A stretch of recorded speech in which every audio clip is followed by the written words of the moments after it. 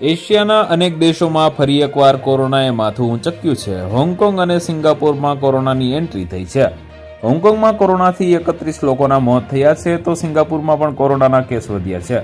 આવામાં ગુજરાતમાં મ્યુકોરમાઇકોસિસના દર્દીઓ નોંધાયા છે.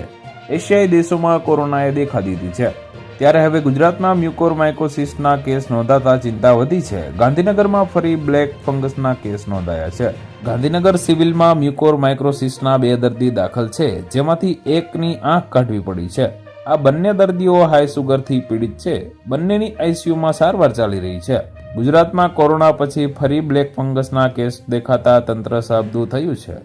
ગાંધીનગર સિવિલમાં બ્લેક ફંગસના 2 દર્દીઓ દાખલ કરવામાં આવ્યા છે. તો વધુ માહિતી મેળવવા માટે ચેનલ સાથે જોડાયેલા રહો. વિડીયો પસંદ આવે તો લાઇક કરી દેજો. ચેનલમાં નવા છો તો સબસ્ક્રાઇબ કરી દેજો.